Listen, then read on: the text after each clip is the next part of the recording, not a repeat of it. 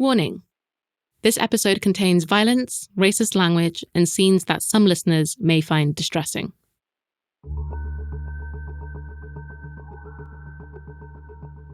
So here we are, the last episode of the series, and I've been thinking about the questions that prompted me to start this show in the first place.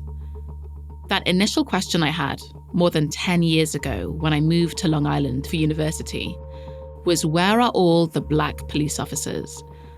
But as this series got underway and I started hearing from Black officers, the question started to evolve and mutate.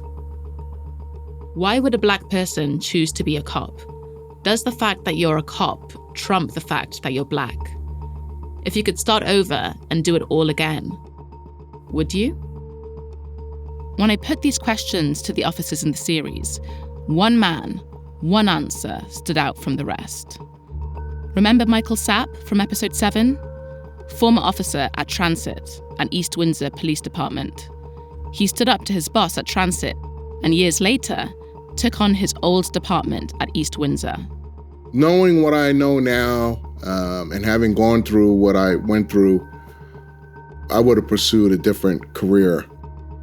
Too much stress, too much nonsense, more than what it was worth. And it was what he said about being a cop that really stood out. The unique thing about policing is this. What occurs as far as discrimination, racism, that's going to occur in every workplace, every entity, There's no one immune to that. There just isn't. What's unique about policing is you have authority attached to it along with a firearm. And in the wrong hands, as we've seen many times, the results are horrific. It's like when one of our other officers, Larry Washington, said that a police officer has more power than the President of the United States. And that's what makes policing so special, so problematic. You take a regular person and you give them the power to take a life. For some people, that must be a real high. And that's the problem right there.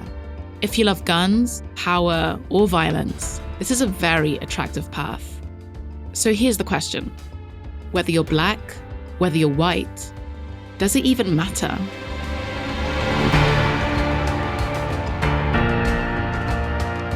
From Curious Cast and Blanchard House, I'm Seren Jones, and this is Black and Blue, Behind the Badge.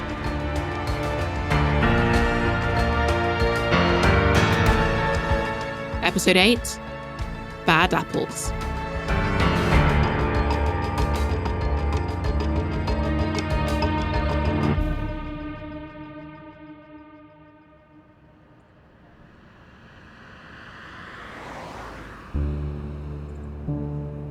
Let's go back to Maplewood. Across this podcast, we've used Maplewood as a kind of microcosm of towns and cities across America, as a microcosm of the state of policing over the past 3 decades. Now look, I know it's tricky taking one place and generalizing from it. I hold my hands up, it's true. But we have to start somewhere.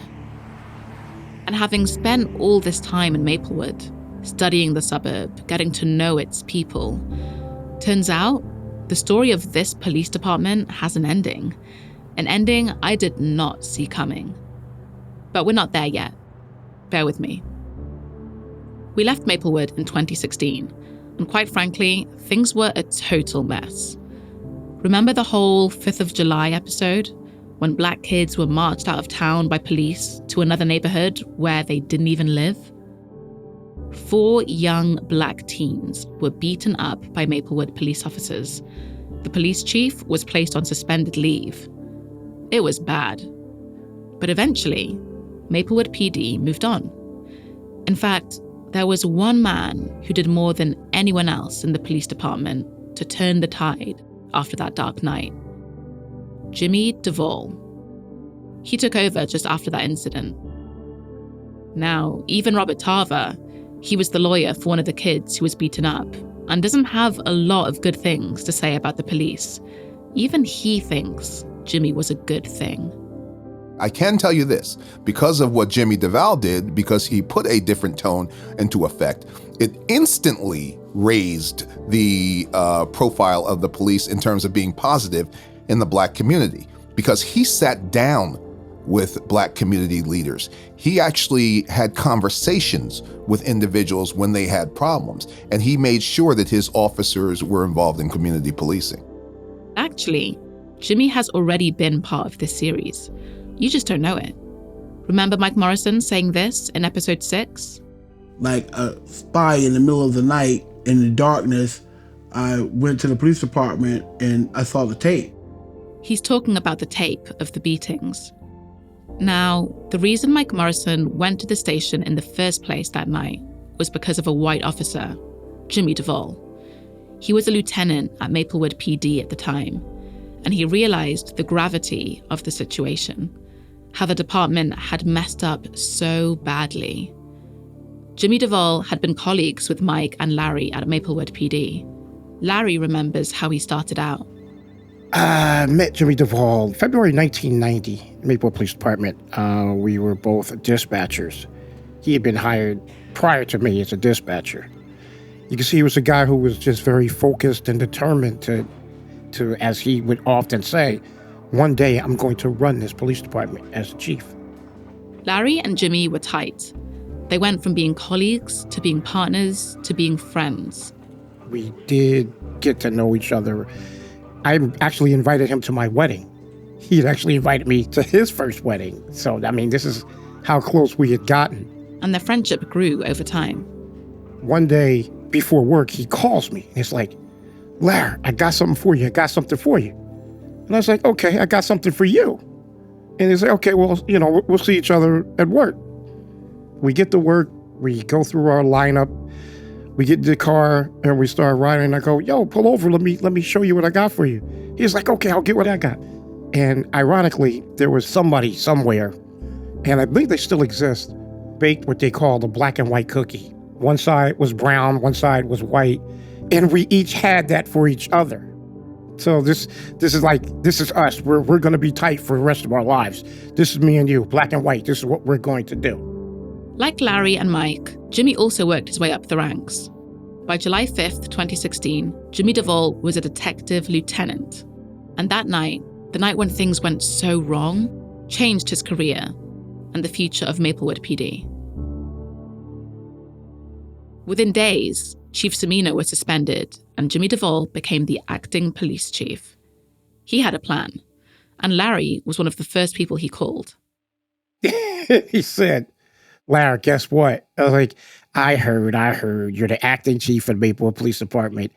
And his comment to me was, what did I tell you day one? I said, yeah, day one you told me, Jim, you will run the Maplewood Police Department. Jimmy immediately got to work. His first task? Reforming the department and picking the right officers. But this wasn't a job for Jimmy to do alone. He had the help of a local politician, Frank McGehee. First and foremost, they fit the personality or the attributes of the town. The change that started really that night has definitely bear fruit. Frank is an African-American man from Hyde Park in Chicago. And at the time, he was on the Maplewood Township Committee. That's the committee that runs the town. As an elected official, Frank worked closely with Jimmy to get different types of people into the police force. People who genuinely want to work with people.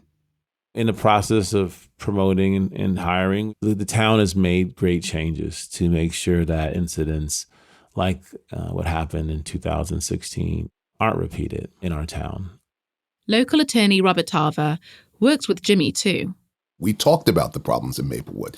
He was not willing to tolerate those types of actions. And so at one point you did see a real change in how people were treated. Jimmy had a background in internal affairs. That came in really handy. It was valuable. So he was the one that looked over police when they did wrong.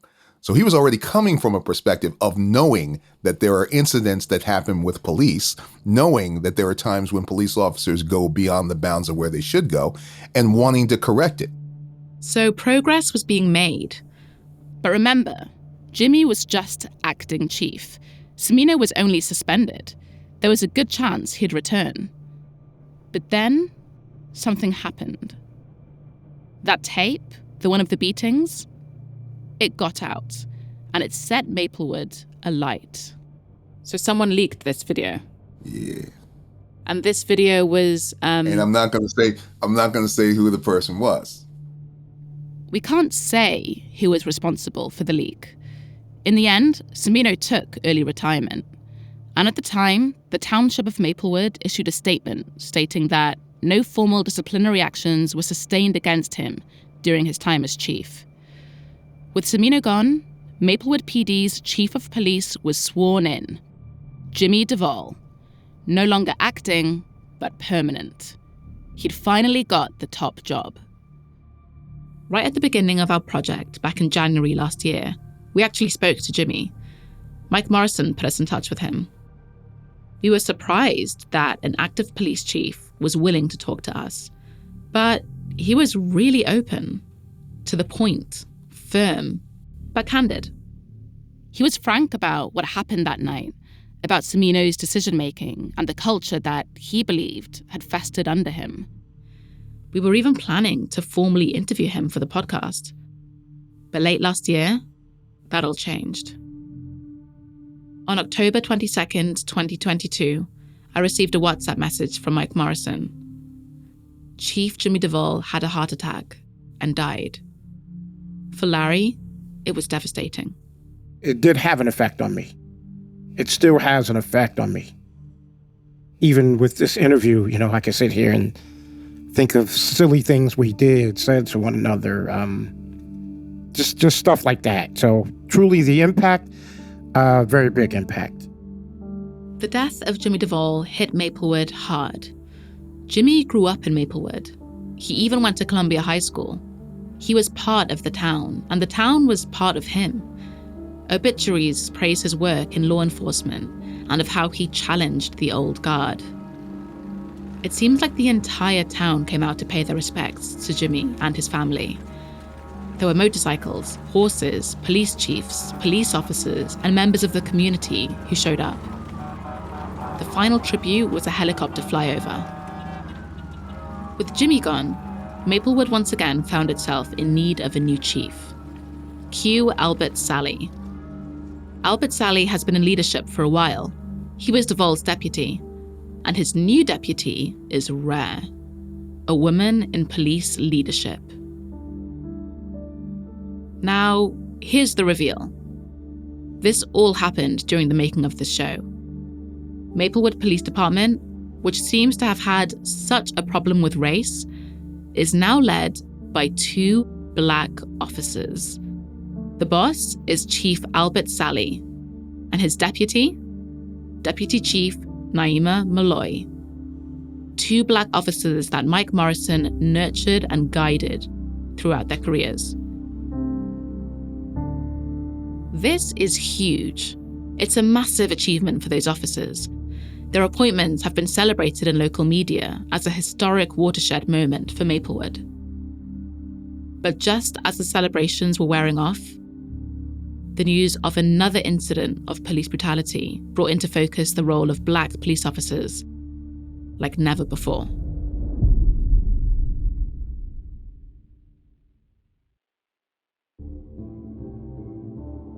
Tyre Nichols died following a traffic stop, savagely beaten by officers, an incident caught on camera. Unlike what happened to George Floyd in Minnesota, the 5 former officers in this case were all Black. Tyre Nichols was arrested on January 7th, 2023, and died in hospital 3 days later. 5 Black officers were involved. 4 denied the charges against them. The 5th accepted a plea agreement in late 2023.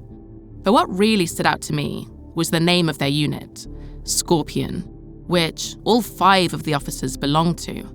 The sinister bite and sting of the name is intentionally threatening. The unit was formed in November 2021. And get this, it stands for Street Crimes Operation to Restore Peace in Our Neighborhoods. Ironic, I know. Memphis's police chief has decided to disband the department's so-called Scorpion unit, which was designed to crack down on street crime.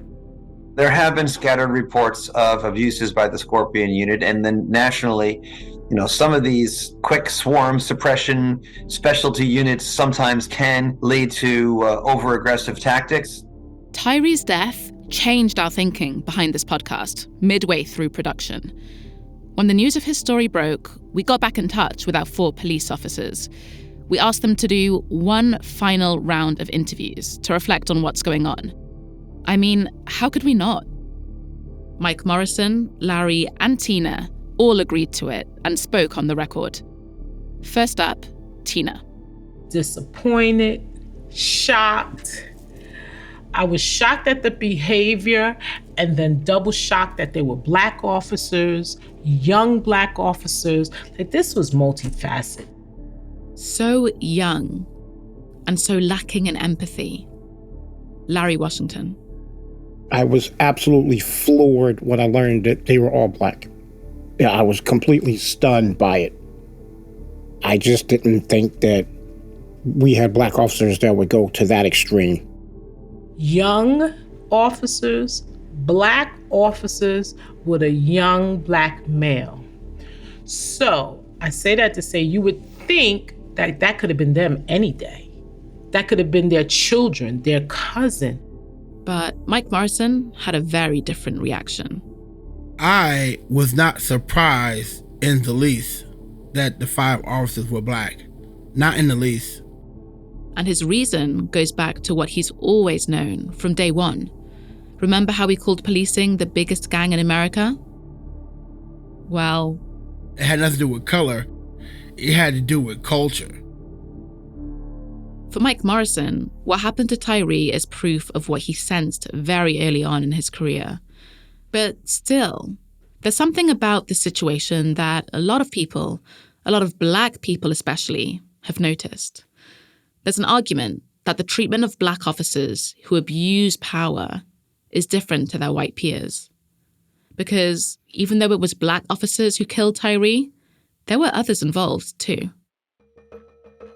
I watched the guy tasing Nichols, and that was a white hand.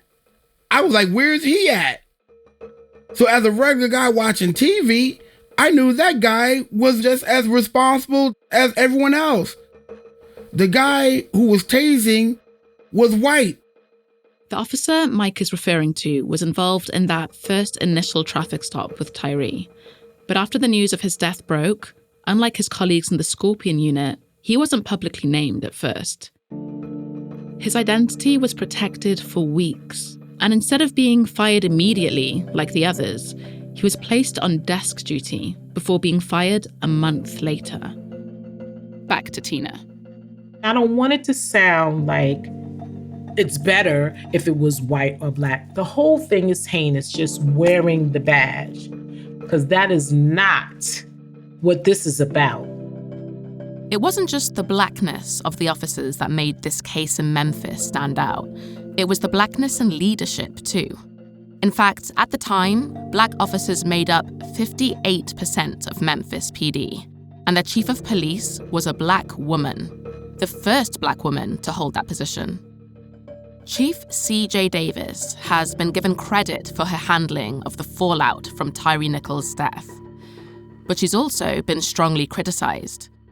As I record this, Chief Davis is still in post, but local politicians are deciding her future. Frank McGeehee believes that she has to take responsibility. That police chief had to publicly, professionally address that issue, but also personally. She had to take that home with her. Because those police officers, regardless if they were Black and white, were an extension of her and her leadership. But by them being Black men, they were absolutely not only an extension of her leadership, but a reflection of her. Mike Morrison agrees. The swiftness which she arrested these guys and they came down these guys, I definitely applaud. But as a former law enforcement officer, I just personally believe that these guys' behavior was not unknown, that it was no surprise. I remember sitting in front of the TV waiting for them to play the video of the entire incident. And the things I saw, it just spoke to me like, okay, this is something these guys were accustomed to doing. I just believe that these bad guys, it was known what these bad guys was doing. And I believe that's what's coming out through these different investigations, that their behavior was not uncommon and not unknown throughout the city and the police department. Somebody had to know something. Somebody had to know that these guys are out here doing this thing and feeling very comfortable doing it. And it had been going on for quite some time. I don't even know if something like that can be shielded from her. I pray that people understand that there's bad apples in all shapes, colors, sizes, ethnicities, and we learn to we have to do better. But honestly, this isn't just about bad guys, is it? Like Mike Morrison said, this isn't about color. It's about culture. The culture of policing. The one thing you don't want to see is police officers as an occupying force. Robert Tarver. It's not Afghanistan. It's not the United States Marine Corps in Afghanistan. And that's pretty much how it's viewed when you get officers who just come in and believe it's their job to clean up these people. There's no connection. There's no indication that they see Black people as human beings. And that's what you have to combat on a daily basis. And clearly, this lack of connection, this dehumanization is exactly what's going on here. Just look at the death of Tyre Nichols. These forces out there that are abusing their power and getting all these complaints on them, they have to be disbanded. They have to be disbanded. There's a way to aggressively patrol a neighborhood without abusing power and abusing people. But how do you do that? How do you aggressively patrol a neighborhood without abusing power and abusing people? Why does aggression need to play a part at all? Because when you have power, you also need to be answerable. The first thing I'm going to tell you is police don't like being held accountable. And when they're forced to be accountable for their actions, they object to it. Mike Sapp. The police have operated at will for decades. What they want to do, when they want to do it, the way they want to do it. And when things have declined to the point where they are now in society with police and public relations, and all these mandates are being put out, it was funny to me, yet sad. Every time a mandate got put out, as far as what you will or will not do, now all of a sudden the job sucks. We hate this job. We can't wait to retire, blah, blah, blah, blah, blah. Oh, why? Because you're being mandated to be accountable for your actions now? Now the job sucks? You signed up to be a police officer and you should be a community liaison or ambassador and help people. But now that you can't pull up and talk to people any kind of way and grab them and slam them around and mistreat them, now there's a problem. While Tina, Mike Morrison, and Larry Washington were happy to speak to us about Tyre Nichols, Mike Sapp was different. For Mike Sapp, what those Black officers did to that Black man, well, it's met with despair. When we reached out for his thoughts, he replied via email. He didn't want to talk about it on the record, but he was happy for us to quote him.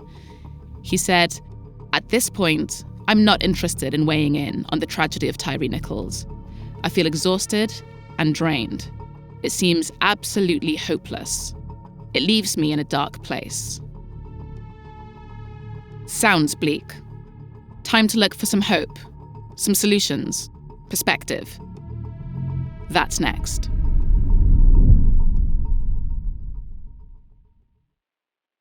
To understand the present, look at the past.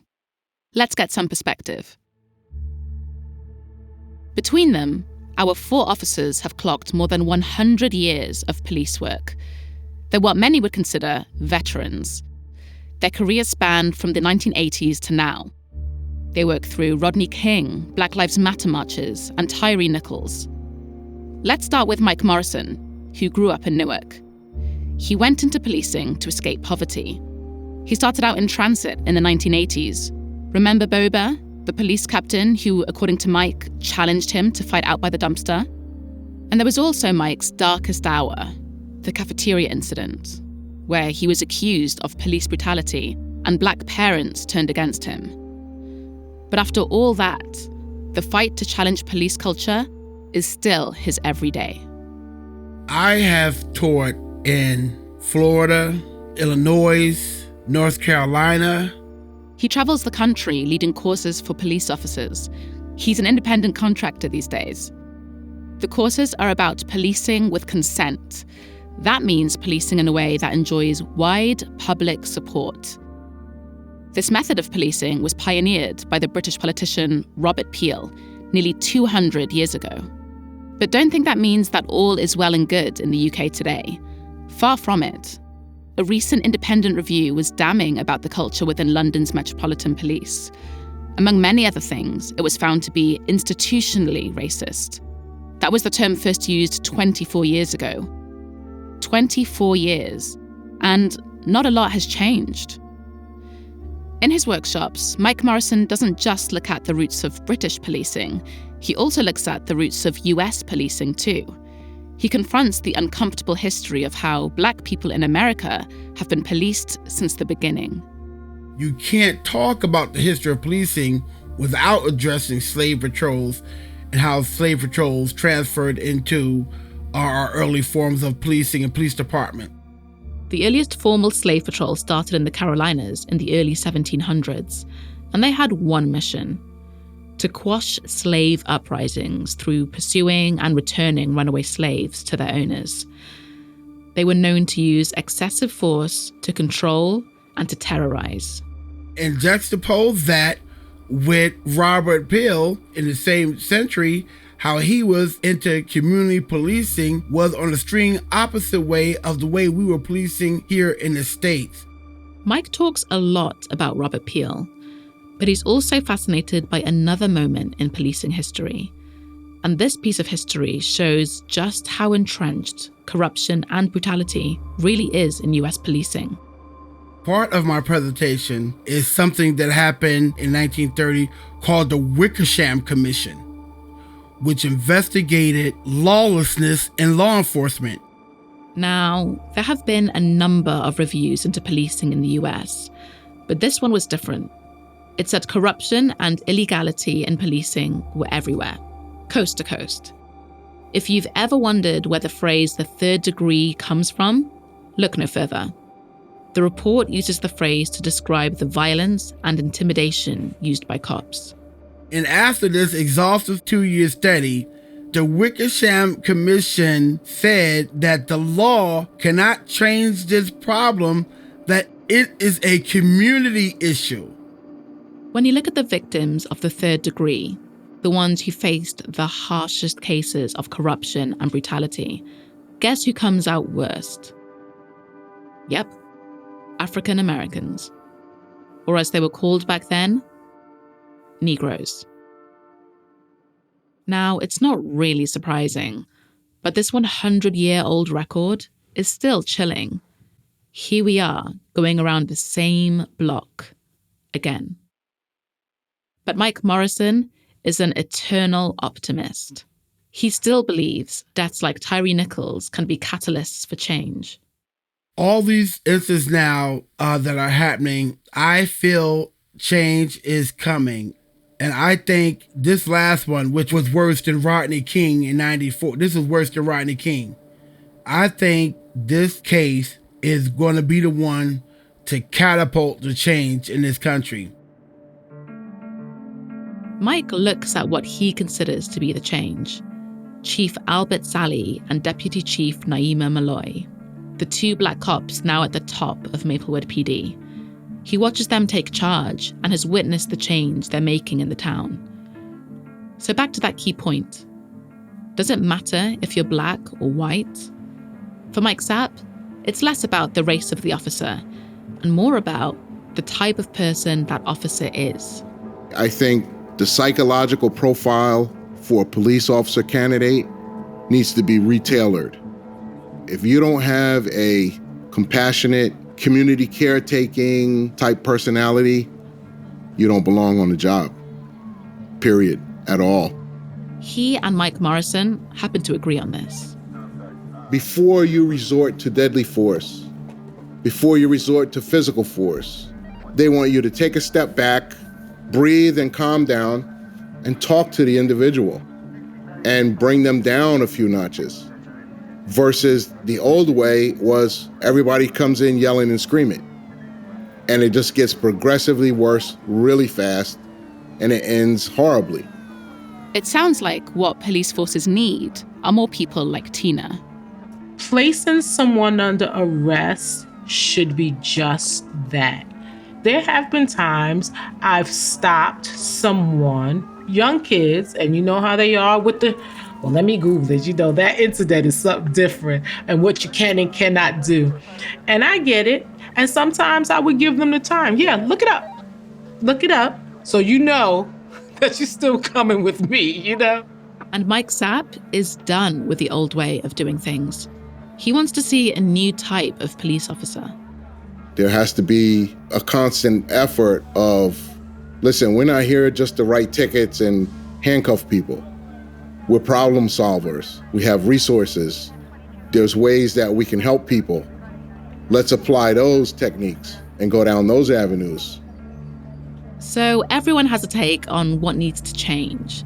And some people, like Mike Morrison, believe they see it happening in real time. Mike Morrison is so proud of how change has been made in Maplewood. But honestly, in practice, what has really changed? For all of Mike's work and good intentions, after all of the reforms, what is life really like on the ground? For our attorney, Robert Tarver, well, he's fielding calls from Black families in Maplewood. Things are depressingly familiar. I'm constantly contacted by parents whose children have just been walking, a group of Black boys, 3 or 4 Black boys just walking down the street. They're stopped, they're harassed, they're questioned, they are sometimes patted and searched. Representing cases like this is what Robert Tarver says he deals with every day. When you can have a group of white kids who are standing relatively near that same group of Black kids that have not been approached, not been harassed, not searched, or anything else like that. So even though the department now has new leadership, Black leadership, it seems like it's still reeling from the events of its past. A lot of work still needs to be done. We reached out to Maplewood PD, but they didn't want to comment. You don't remove years of skepticism overnight. I think Black community is still skeptical of the police. I think the relationships have gotten better. There are certain organizations that work to try to get the relationship to get better. But again, trust is something that's earned, and it's earned over a period of time. He's right. There's a pattern with these incidents of police brutality. They're a little local difficulty. They're atypical, specific. Then elsewhere, there's a sense of, well, it would never happen here. But for Robert Tarver, it's all pretty straightforward. There is an interconnectedness that flows through all of these incidents that we've talked about today. The connective nature is systemic racism. And that's what Robert Tarver is constantly fighting against. He recently won a landmark case against the state, which forced Maplewood to acknowledge long-standing racial bias in the educational system, and particularly its crown jewel, Columbia High School. It was holding Black kids back. All of these things are insidiously connected. And until we recognize that, we're going to keep reliving the past over and over again. These incidents are going to keep happening. Robert Tarver and Mike Morrison are both on a mission. But Mike's retired, and still, he feels he just can't give up. It's really who I am. It's not what I do. It's who I am.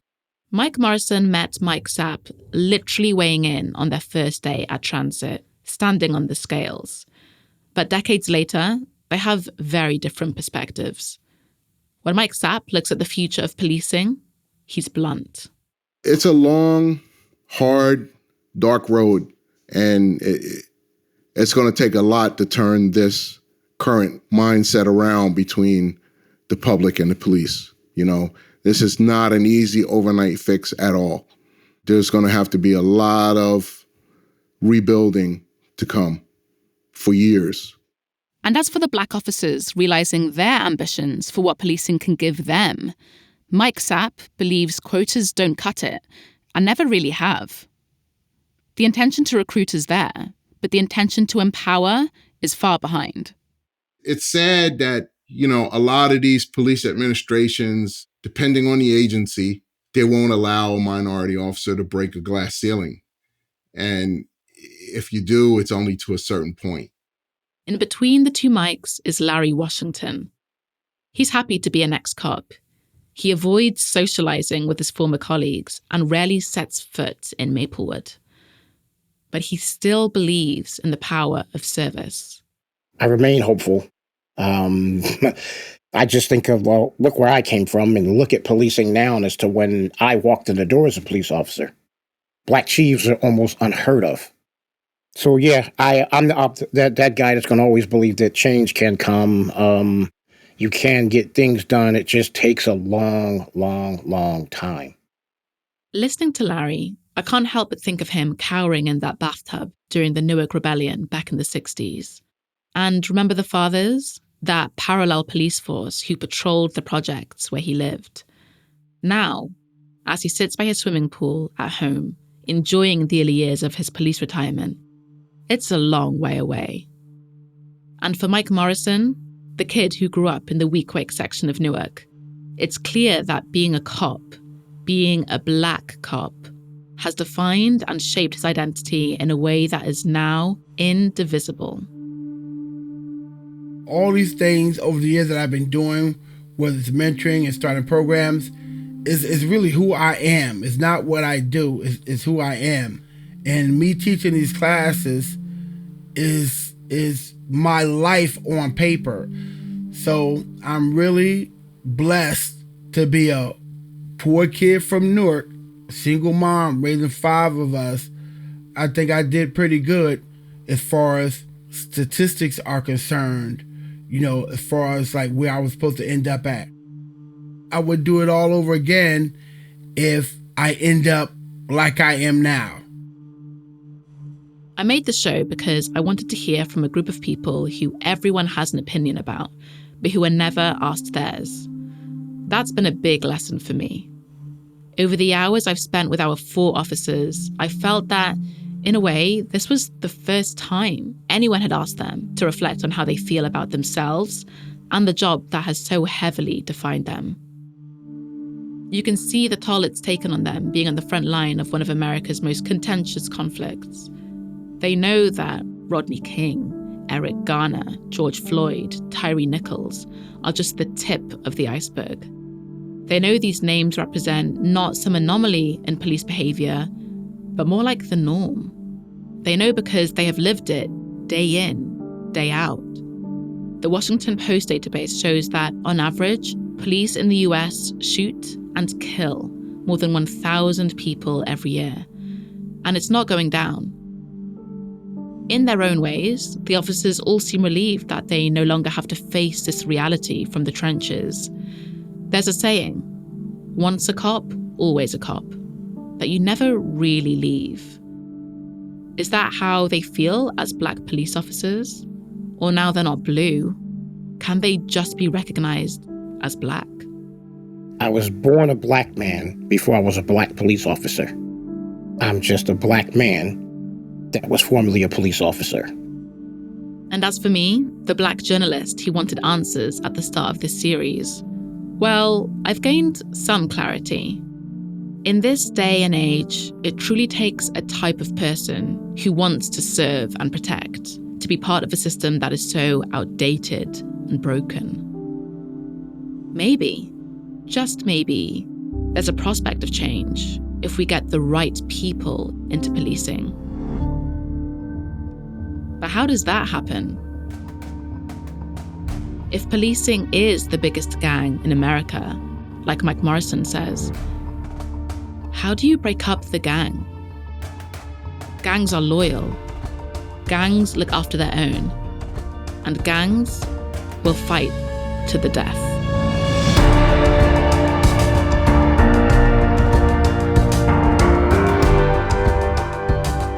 listening to Black and Blue, a Blanchard House production for Curious Cast. Black and Blue is hosted, written, and produced by me, Seren Jones. Script consultant, Soraya Shockley.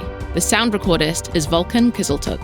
Original music is by Daniel Lloyd Evans, Louis Nank-Manel, and Toby Matamong.